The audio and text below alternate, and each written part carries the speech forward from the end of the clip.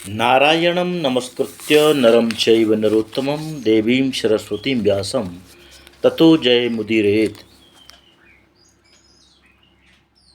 सुखदेव जी बोले, हे राजन, एवमेतन्निगदितं पृष्टवान् यद्भवान् मम नृणां यन्म्रियमाणानां मनुष्येषु मनीषिणां।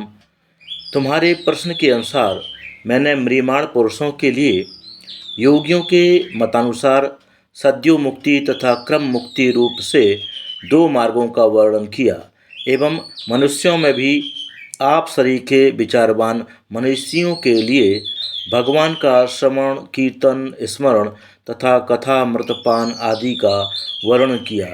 अब मैं मनुष्यों में जो मंद बुद्धि हैं उनके कल्याण के लिए उनके उपास्य देवताओं का 8 श्लोकों से वर्णन करता हूँ। वेद अध्ययन की सामर्थ्य चाहने वाले पुरुष को ब्रह्मा का पूजन करना चाहिए। इंद्रिय सामर्थ्य चाहने वाले पुरुष को इंद्र का पूजन करना चाहिए।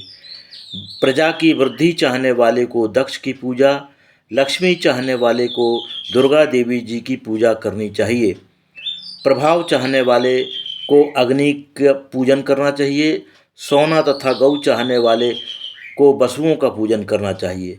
आयु चाहने वाले को अश्विनी कुमारों का पूजन, सौंदर्य चाहने वालों को गंधर्वों का पूजन तथा विद्या चाहने वाले को भगवान शिव का पूजन करना चाहिए।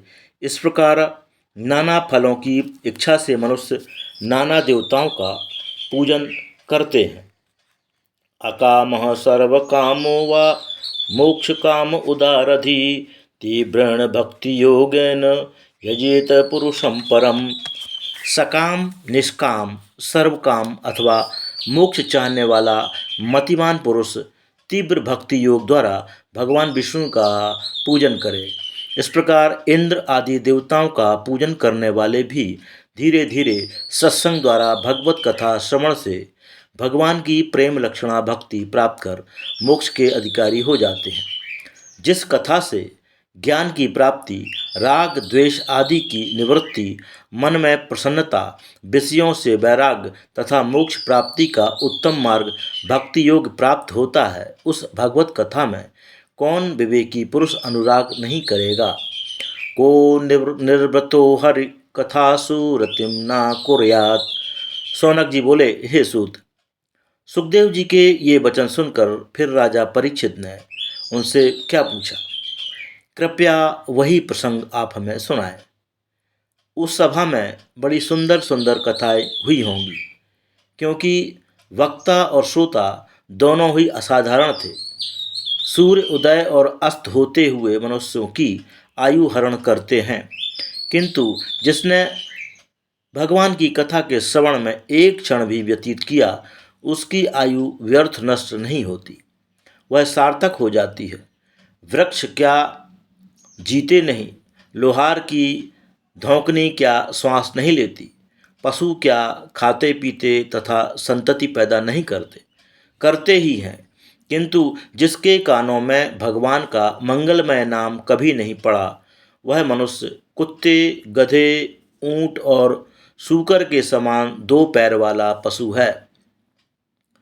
स्वाविड्बराहोष्ठ खरैः संस्तुतः पुरुषः पशुः ना यत्कर्णपथोपेतो जातु नाम गदाग्रजः।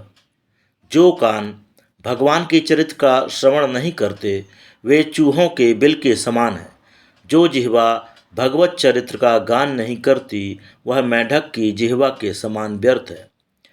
बिलेबतोरोक्रम विक्रमान ये न शृण्वतः कर्णपुटे नरस्य जिह्वा सती दादुर्के बसूत नक्षोप गाय गाथा। भगवान को प्रणाम न करने वाले सिर बोझा रूप है। भगवान की सेवा न करने वाले हाथ मृतक पुरुष के हाथों के समान हैं।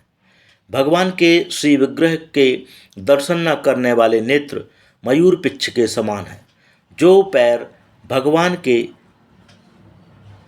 क्षेत्र तथा तीर्थों की यात्रा नहीं करते, वे वृक्ष के समान हैं। भगवान की मधुर कथा सुनने से जिसके नेत्रों में अश्रु नहीं उमड़ पड़ते और शरीर में रोमांच नहीं हो जाता, उसका हृदय पत्थर के समान कठोर है। हे सूत जी, आप हमारे मन के अनुकूल ही सुंदर कथाएं कहते हैं। अब आप वही प्रसंग सुनाएं जिसका राजा परीक्षित के प्रश्नों पर श्री सुखदेव जी ने विवेचन किया था। श्रीमद् भागवत कथा साप्ताहिक के प्रथम स्कंद का 3रा अध्याय समाप्त। कृष्णाय वासुदेवाय हरये परमात्मने प्रणतक्लेशनाशाय गोविंदाय नमो नमः।